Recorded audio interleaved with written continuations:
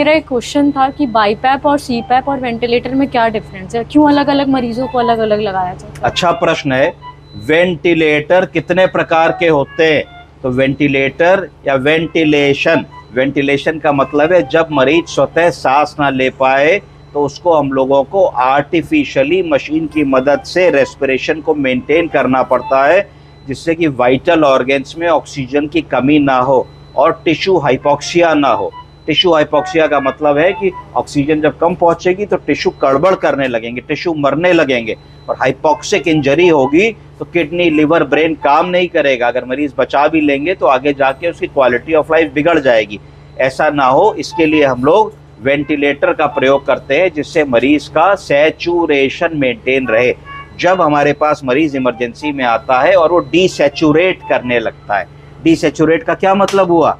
उसका SpO2 कम होने लगता है। नॉर्मली कोई भी हमारे पास मरीज आएगा तो रूम एयर पे उसका SpO2 95 के ऊपर होना चाहिए। अगर कम होगा तो हम उसको ऑक्सीजन लगाने की कोशिश करेंगे 2 लीटर, 4 लीटर, 6 लीटर पे, और उसको कोशिश करेंगे कि SpO2 अचीव हो जाए। अगर ये सब करने के बाद भी SpO2 नहीं अचीव हो रहा है तो हमारे पास क्या विकल्प रहेगा? हमारे पास इसके अलावा कोई और विकल्प नहीं रहेगा।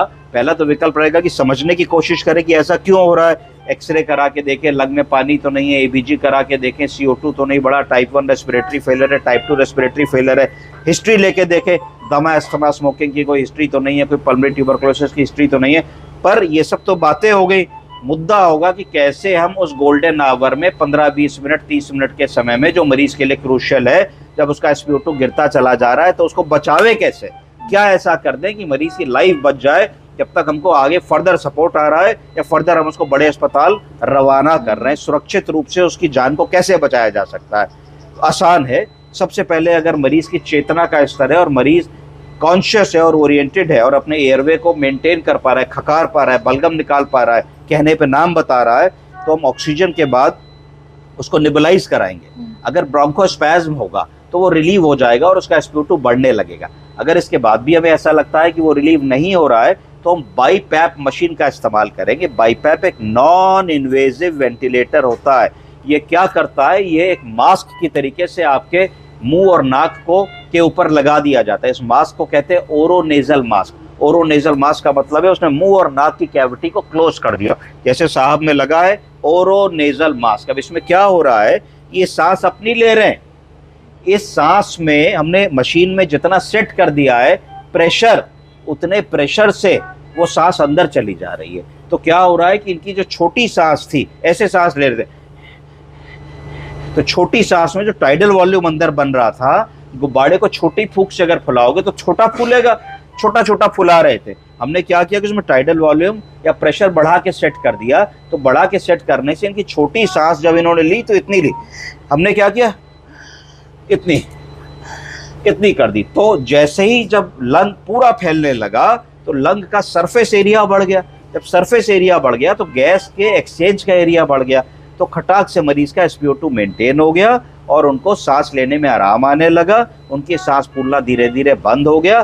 तब तक हमें आगे मदद मिल गई, डॉक्टर आ गए और सीनियर लोग आ गए, जांचें होने लगी और हमको आगे पता लगा कि क्या करना है। अब दूसरी सिचुएशन, अगर मान लीजिए आपके पास मरीज आया, उसकी सांस भी फूल रही थी, उसका SpO2 भी कम था और वो बेहोश था।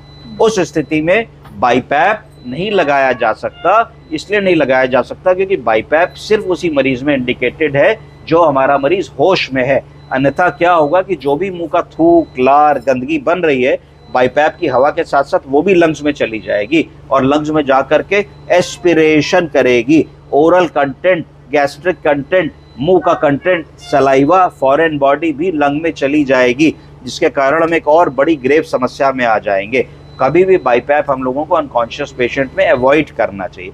उस स्थिति में बड़े वेंटिलेटर की बात आएगी। बड़ा वेंटिलेटर और होशियार होता है। वेंटिलेटर क्या है? वेंटिलेटर सिर्फ एक फिजिक्स है, 3 चीज़ों का खेल है। क्या 3 चीज़ों का खेल है? कि मरीज को हमको कितना वॉल्यूम देना है एयर का हर सांस में, वो वॉल्यूम कितने प्रेशर से देना है, और उस वॉल्यूम और प्रेशर के साथ कितने % ऑक्सीजन रिच देना है मिक्सचर हम लोगों को, कि हमारा तीनों काम हो सके।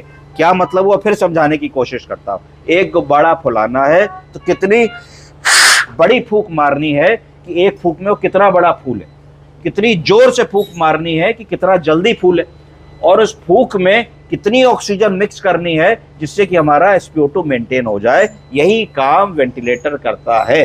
चीज़ें बारीक होती चली जाती हैं कि FiO2 मतलब ऑक्सीजन का कंसंट्रेशन कितना है, 1 मिनट में कितना रेस्पिरेशन हम देना चाहते हैं। मरीज खुद सांस ले रहा है तो उसको हम लोग synchronised intermittent mandatory ventilation mode पे रखते हैं। मरीज अगर खुद सांस नहीं ले रहा है, पैरालाइज्ड है, कोमाटोज्ड है, तो फिर हम असिस्टेड कंट्रोल मोड पे रखते हैं। इसमें सारा काम वेंटिलेटर करता है। इस तरीके से हम लोग इमरजेंसी में मरीज को निर्णय लेंगे कौन सा वेंटिलेटर किसको लगना है। पर बड़ा वेंटिलेटर या इन्वेजिव वेंटिलेटर जब लगाने की बात आएगी तो इंट्यूबेशन करने की बात आएगी।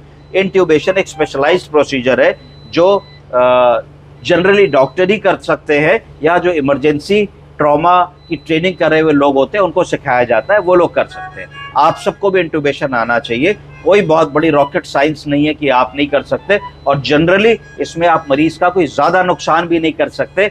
मैक्सिमम क्या होगा कि ट्यूब गलत पेट में चली जाएगी, पर धीरे धीरे आएगा तो सीखोगे। पर अगर जीवन में 5-10 लोगों की भी सही ट्यूब डाल ली और जान बचा ली आपने, क्योंकि आपको 35 साल अब ये काम करना है, तो आप समझिए कि आप एक सेवियर होंगे। क्योंकि हर समय डॉक्टर और चिकित्सक नहीं उपलब्ध होता मरीजों को ट्यूब डालने के लिए, और मरीजों की डेथ हो जाती है।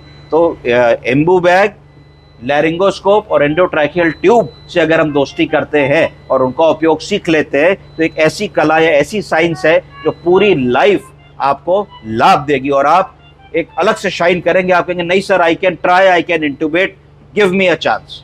तो मैं समझता हूं कि मैं आपको लैरिंगोस्कोपी सिखाऊंगा पहले, और फिर इंट्यूबेशन दिखाऊंगा, जिससे कि आप लोगों को कभी इमरजेंसी में ज़रूरत पड़े तो आप इंट्यूबेशन करने का प्रयास कर सकें। धन्यवाद।